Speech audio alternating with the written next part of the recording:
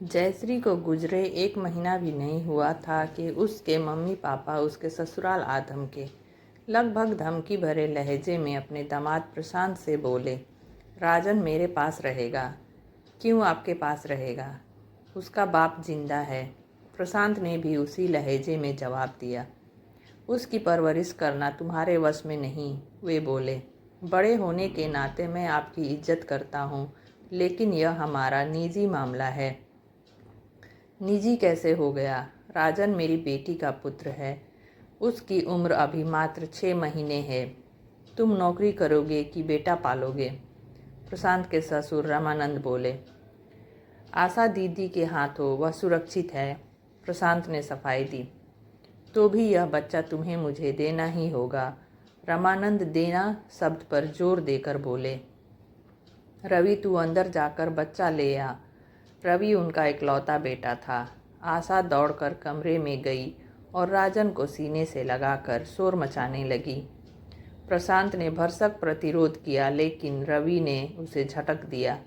रवि की अकड़पन से नाराज प्रशांत रवि को थप्पड़ मारने ही जा रहा था कि रामानंद बीच में आ गए। तब तक आस पड़ोस की भीड़ इकट्ठी हो गई। भीड़ के भय से रामानंद ने अपने पांव पीछे खींच लिए। उस रोज वे खाली हाथ लौट गए, जिसका उन्हें मलाल था। प्रशांत की जयश्री से शादी हुए 16 साल हो चुके थे। इन सालों में जब जयश्री गर्भवती नहीं हुई तो उन दोनों ने टेस्ट ट्यूब बेबी का सहारा लिया।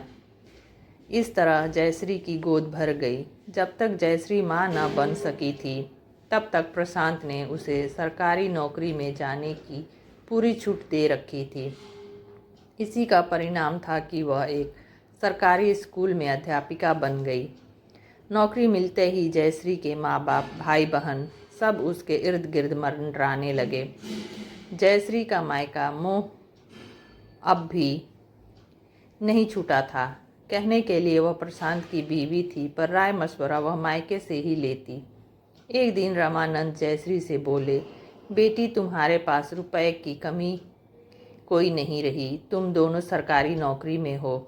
जयश्री चुपचाप उनकी बात सुन रही थी। वे आगे बोले, तुम्हारी छोटी बहन लता जमीन खरीदना चाहती है, हो सके तो तुम उसकी मदद कर दो। रामानंद व उनकी बीवी दोनों बड़े चापलूसी और मक्कार किस्म के थे। उनका बेटा रवि भी उन्हीं के नक्शे कदम पर चलता। शादी के बाद भी वे लोग जयश्री पर छाए रहे। जयश्री कभी भी पूरी तरह ससुराल की हो कर न रह पाई थी। छोटी छोटी समस्याओं के लिए अपने मम्मी पापा और भाई रवि पर निर्भर रहती। उनकी राय के बिना एक कदम न बढ़ाती। यहाँ तक कि लता को 2 लाख रुपए उसने चोरी से लोन लेकर दे दिए। यह बात प्रशांत तक को पता न थी। लोन के पैसे वेतन से कटते। जयश्री ने अपने सारे गहने मायके में रख छोड़े थे। प्रशांत ने आपत्ति की तो उसने यह कहकर उसे शांत कर दिया कि वहाँ लॉकर में सुरक्षित है। माँ बाप कहीं बेटी का हक थोड़े ही मारते हैं। इसके पीछे उसे डर अपनी बड़ी ननंद आशा को लेकर था। वे अक्सर आती रहती। प्रशांत उनसे कुछ ज़्यादा घुला मिला था। आशा की जयश्री से कभी नहीं पटी। आशा सोचती कि प्रशांत के माँ बाप नहीं रहे, इसलिए उसी ने उसकी शादी का जिम्मा लिया, तो प्रशांत की तरह जयश्री भी उससे दब कर रहे।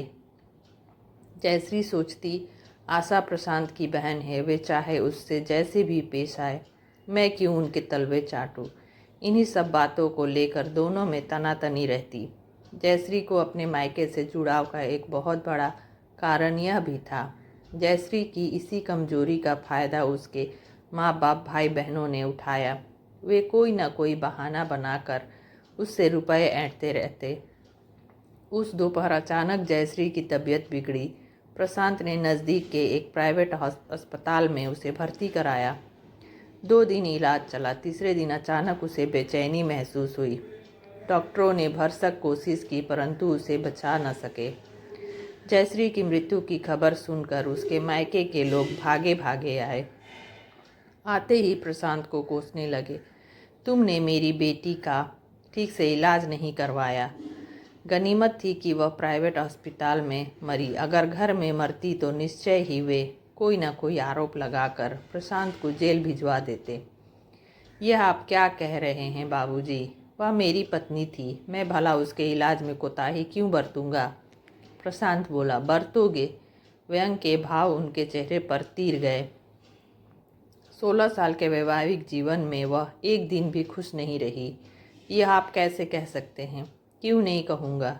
तुम्हें फिट आते हैं। क्या तुमने शादी के पहले इसका जिक्र किया था? गड़े मुर्दे उखाड़ने से क्या फ़ायदा?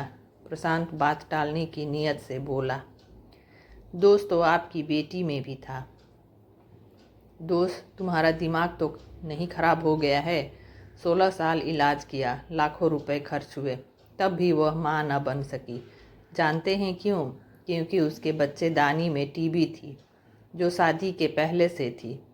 अगर समय रहते आप लोगों ने उसका समुचित चिकित्सा की होती तो यह दिन न देखना पड़ता। बेकार की बातें मत करो। रामानंद का स्वर तेज था। जो भी खामी आई वह सब तुम्हारे माहौल का दोष है। मेरे यहाँ तो वह भली चंगी थी। झूठ मत बोलिए। आप 5 बेटियों के पिता हैं। आप भला क्यों इलाज कराएंगे? आप तो चाहेंगे कि वह मर मरा जाए तो अच्छा है। प्रशांत की बात उन्हें कड़वी लगी, फिर भी संयम रहे। जबान को लगाम दीजिए जीजाजी। रवि उखड़ा। सत्य बात हमेशा कड़वी लगती है। तब आपने उस सच को उजागर क्यों नहीं किया? कौन सा सच? आपके फिट आने का। रवि बोला। फिट कोई लाइलाज बीमारी नहीं। असल बात यह है कि मुझे बीमारी से कोई शिकायत नहीं। मैं अपने पैरों पर खड़ा हूँ, अच्छी खासी तनख्वाह पाता हूँ, अपने परिवार का भरण पोषण करने में सक्षम हूँ। और क्या चाहिए एक पुरुष से? इस बच्चे के बारे में क्या सोचा है? रामानंद का स्वर सुनकर प्रशांत ने कहा। सोचना क्या है, बच्चा मेरे पास रहेगा। कुछ सोचकर रामानंद बोले। ठीक है, तुम्हारे पास ही रहेगा, लेकिन इस शर्त पर कि बीच बीच में मैं इसे देखने आता रहूँगा। अगर इसकी परवरिश में लापरवाही हुई तो बच्चा तुम्हें देना पड़ेगा। वे अपनी बात पर थोड़ा जोर देकर बोले। प्रशांत को यह नागवारा लगा।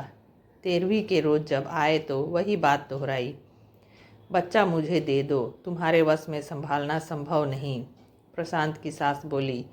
मम्मी जी, आप बार बार बच्चा लेने की बात क्यों करती हैं? बच्चा मेरा है, मैं उसकी बेहतर परवरिश कर सकता हूँ। किसके भरोसे? अभी तो आशा दीदी हैं, बाद का बाद में देखा जाएगा। आशा दीदी क्या पालेगी? बांझ को बच्चा पालने का क्या अनुभव? प्रशांत की सास मुंह बनाकर बोली। प्रशांत चाहता तो उन्हें धक्के मारकर निकाल सकता था, पर चुप रहा। अब हर दूसरे दिन बच्चे के हाल चाल के लिए फ़ोन आता। फ़ोन पर अक्सर वे बच्चे की आड़ में अनाप शनाप बकते। उनकी हरकतों से अजीज आकर प्रशांत ने वकील से सलाह ली। देखिए, जब तक आपकी शादी नहीं हो जाती तब तक बच्चे का परहक नाना नानी का ही बनता है। आपके माँ बाप हैं नहीं तो क्या किया जाए? अतिशीघ्र शादी। तब तक उनसे कोई बैर मोल मत लीजिए। वरना क्या? कानूनन वे कुछ भी कर सकते हैं, यहाँ तक कि बच्चा भी ले सकते हैं, जब तक कि आप शादी नहीं कर लेते हैं। प्रशांत को सारा माजरा अब समझ में आया कि वे लोग क्यों इतने ताव से बातें करते हैं। जयश्री के मरने के 1 महीने के अंदर ही जब उन सब ने बच्चा उठाने की नीयत से उसके घर पर धावा बोला था, तब भी इसी कानून का सुरक्षा कवच उनके पास था। वह तो मोहल्ले वाले के भय से वे अपने मिशन में कामयाब ना हो सके। वरना प्रशांत के लिए जोर शोर से लड़की देखी जाने लगी। विवाह की बात थी, हड़बड़ी दिखाना, वह भी 6 महीने के एक बच्चे की परवरिश के लिए किसी को भी ब्याह करके लाना उचित न था। प्रशांत खूब सोच समझकर किसी लड़की से शादी करना चाहता था, ताकि बच्चे को लेकर कोई टकराव की स्थिति न बने। इधर रामानंद ने जो सोचा था वह न हो पाने के कारण बेचैन वे थे। वे चाहते थे कि किसी तरह बच्चा उनके पास आ जाए, ताकि प्रशांत को वे उंगलियों पर नचा सके। जब तक जयश्री जिंदा थी, अपनी कमाई का ज़्यादातर हिस्सा मायके पर खर्च करती थी। अब एकाएक वह चली गई तो वह स्रोत बंद हो गया। लालची किस्म के रामानंद को यह बात सीने पर नस्तर की तरह चुभती। वे बच्चे के बहाने प्रशांत से और भी कुछ ऐंठना चाहते थे, जैसे पीएफ व बीमे के रुपए, जिन्हें वे अपनी बेटी का मानते थे। प्रशांत उनकी बदनीयती से कुछ कुछ वाकिफ़ हो चुका था। जयश्री के मरने के बाद जब प्रशांत उसके ऑफिस बकाया पीएफ व बीमे के लिए गया तो पता चला कि 2 लाख रुपए का उस पर कर्ज है, जो उसके वेतन से कटता है। अब सरकार तो छोड़ेगी नहीं, जो भी फंड जयश्री के नाम होगा उसी से भरपाई करेगी। उसी समय प्रशांत को भान हो गया था कि जयश्री के माँ बाप किस तरह के हैं, वह उससे क्या चाहते हैं। बच्चे से प्रेम महज बहाना था, जिसे अपनी बेटी से प्रेम नहीं, वह भला अपनी बेटी के पुत्र से स्नेह क्यों रखने लगे। एक रोज़ रवि सपत्नी आया। पापा ने राजन को देखने के लिए लखनऊ बुलाया है। इतने छोटे से बच्चे को कौन ले जाएगा? वे खुद नहीं आ सकते? प्रशांत बोला। वे बीमार है, रवि का जवाब था। ठीक हो जाएं तब आकर देख जाएं। नहीं, उन्होंने अभी देखने की इच्छा जाहिर की है। यह कैसे संभव है? प्रशांत लाचार स्वर में बोला। मैं ले जाऊंगा। रवि की यह बात प्रशांत को अच्छा ना लगा। यह असंभव है। कुछ भी असंभव नहीं। आप राजन को मुझे दे दीजिए, मैं सकुशल उसे पापा से मिलवा कर आपके पास पहुंचा दूंगा। प्रशांत कुछ देर शांत था, फिर एकाएक उबल पड़ा। आप लोग झूठ बोल रहे हैं। किसी को राजन से प्रेम नहीं है। साफ साफ बताइए, आप लोग चाहते क्या हैं? रवि के चेहरे पर एक कुटिल मुस्कान तैर गई। वह धीरे से बोला, दीदी के पीएफ और बीमे के रुपए। क्यों? क्योंकि वह मेरी बहन की कमाई के थे। वह मेरी कुछ नहीं थी? तो ठीक है, राजन को हमें दे दीजिए। प्रशांत की आंखें भर आई। क्या रुपया पैसा खून के रिश्ते से ज़्यादा अहमियत रखने लगे हैं? क्या रिश्ते नाते संस्कार खो गए हैं? किसी तरह उसने अपने जज्बातों पर नियंत्रण रखा। 5 लाख बीमे की रकम व 3 लाख पीएफ, यही कुल जमा पूंजी जयश्री की थी। गनीमत थी कि रामानंद ने नए मकान में हिस्सेदारी का सवाल नहीं खड़ा किया। 2 लाख रुपए उसने लोन लिए थे, प्रशांत ने कहा। लोन? रवि चिहुका। चिहुकने की कोई ज़रूरत नहीं। आप अच्छी तरह जानते हैं कि वे लोन के रुपए किसके काम आए। प्रशांत की बात पर वह बगले झांकने लगा, फिर बोला, गहने? वे सब आपके पास है, फिर भी कुछ तो होंगे ही। प्रशांत ने जयश्री के कान के टॉप्स, चूड़ी, एक सिकड़ी लाकर दे दी, जो जयश्री के बदन पर मरते समय थे। 8 लाख रुपए का चेक काटकर प्रशांत ने अपने बेटे का सौदा कर लिया। उस रोज के बाद रामानंद ने भूले से भी कभी अपने नाती का हाल नहीं लिया। तो दोस्तों, कैसी लगी आपको यह कहानी? मिलते हैं नेक्स्ट वीडियो में कुछ और अच्छी अच्छी कहानियों के साथ।